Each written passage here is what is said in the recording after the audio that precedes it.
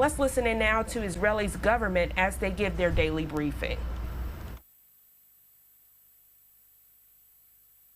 61 of the October 7th war. First, a brief update, and then we will take your questions. We start with an update on the latest figures. Since the start of the October 7th massacre, Hamas has fired more than 11,500 rockets at Israel. More than 2,000 of those have misfired, the large majority failing and landing inside Gaza, causing untold damage within the Gaza Strip.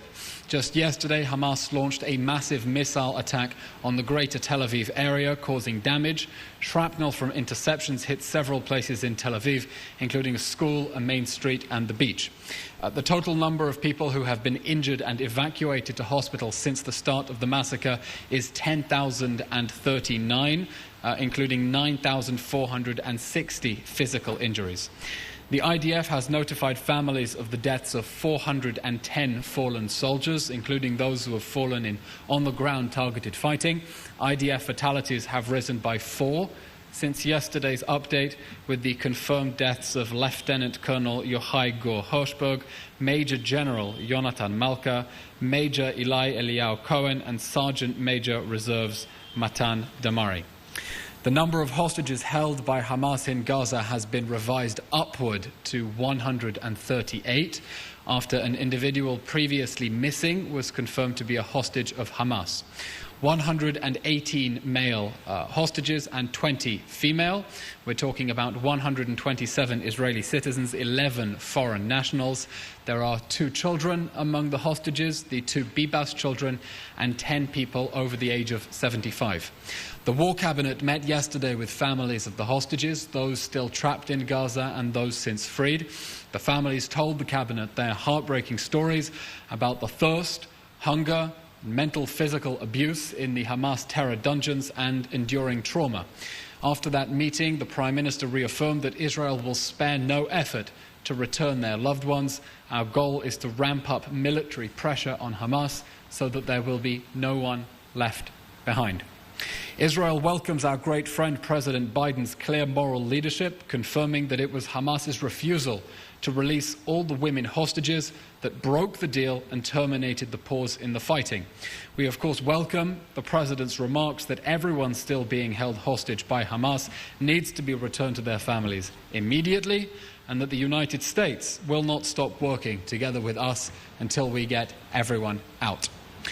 As global interest intensifies in the sex crimes of the Hamas rapist regime on October 7th, the information published so far is simply horrific. Eyewitness and forensic accounts of violent rape, gang rape, sexual mutilation, pedophilia, and even necrophilia. I wish to repeat the Prime Minister's statement from last night to the women's rights and human rights organizations that have heard about the Hamas sexual atrocities on October 7th, and I quote, "Where the hell are you?"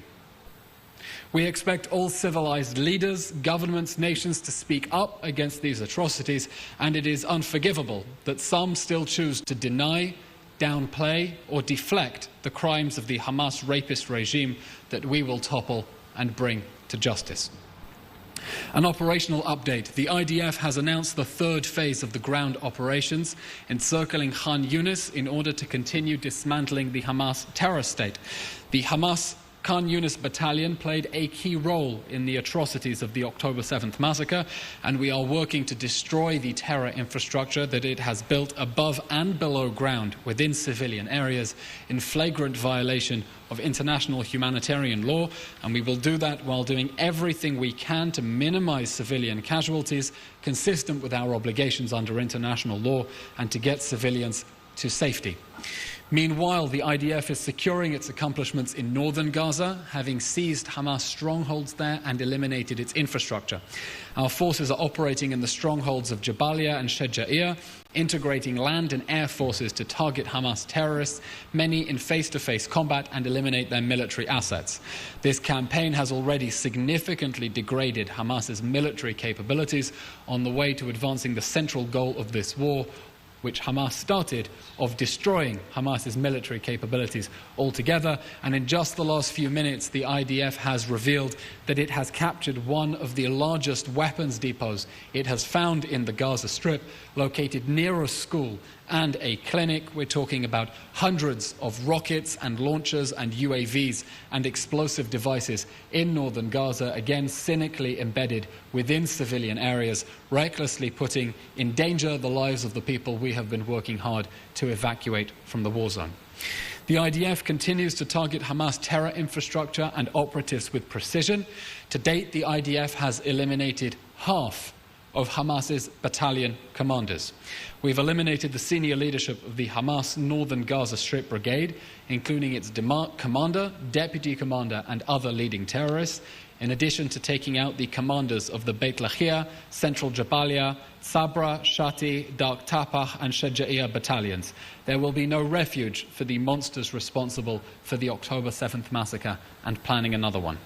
The IDF continues to engage Hamas forces in intense battles with aerial support as we dismantle the Hamas terror state.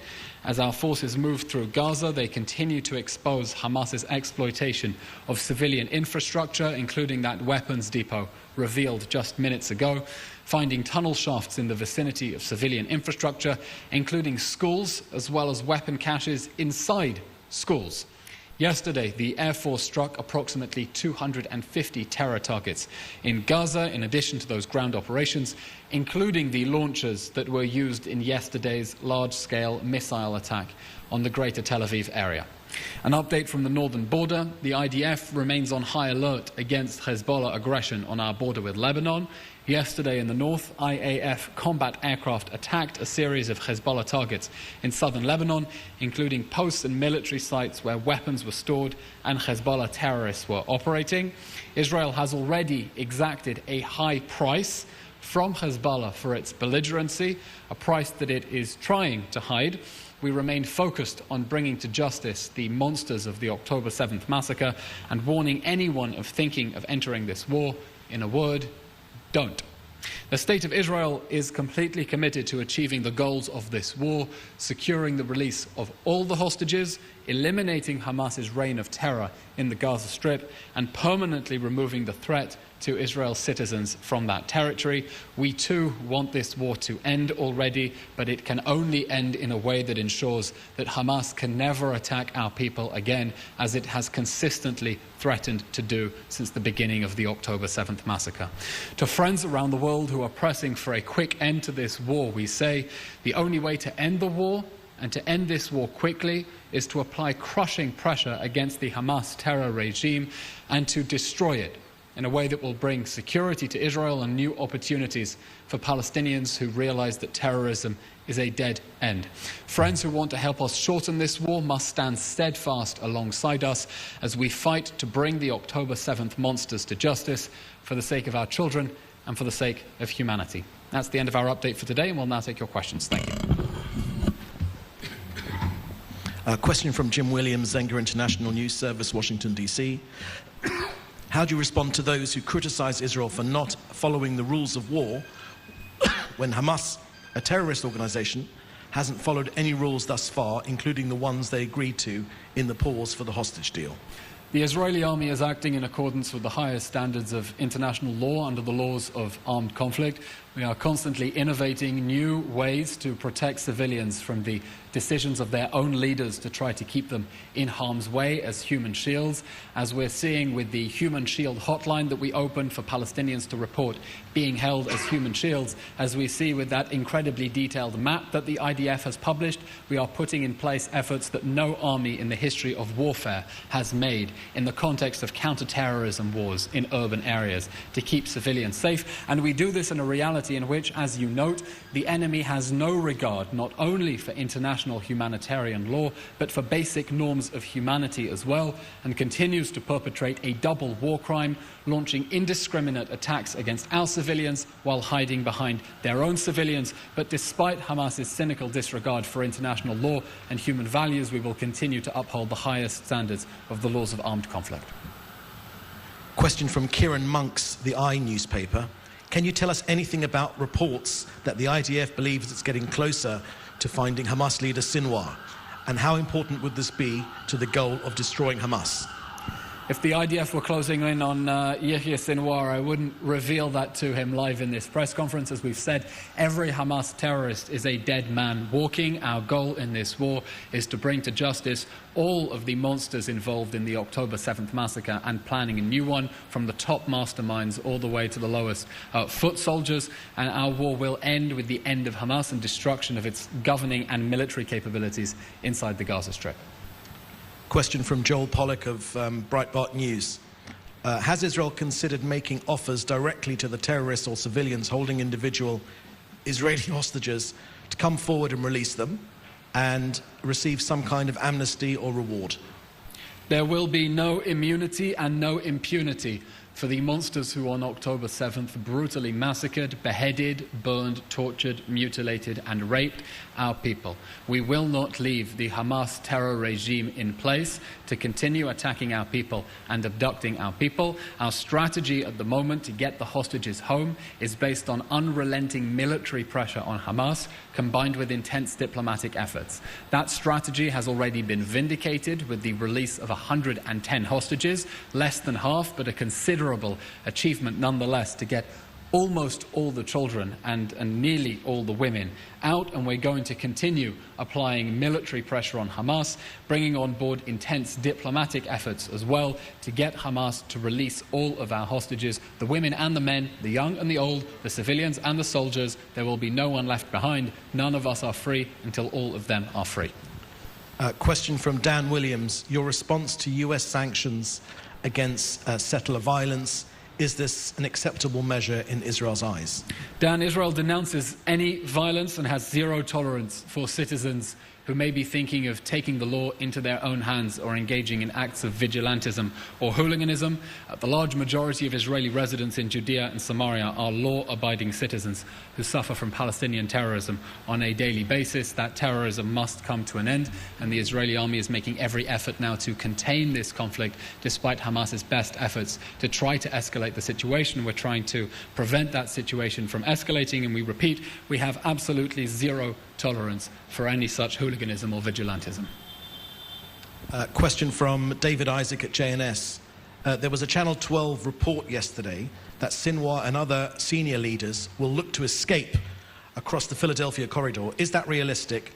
What level of control does Israel have over that borderline? The border between the Gaza Strip and Egypt is a border with the sovereign Arab Republic of Egypt. We, of course, have various intelligence means that we cannot get into to describe our attempts to try to get to the monsters responsible for the October 7th massacre. And as we've said, we will continue making every effort to bring them to justice and to get our hands on all of the monsters responsible for the October 7th massacre. And one last question.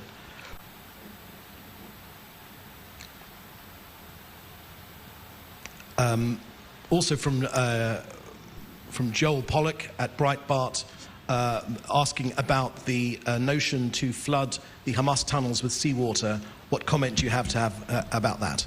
A question we've received a number of times. I understand it's arousing significance. The IDF is dealing with a challenge in the history of counter-terrorism in urban areas, which is the vast underground tunnel network that Hamas has built, using the concrete that was supposed to go to people's houses, diverting it for its military infrastructure.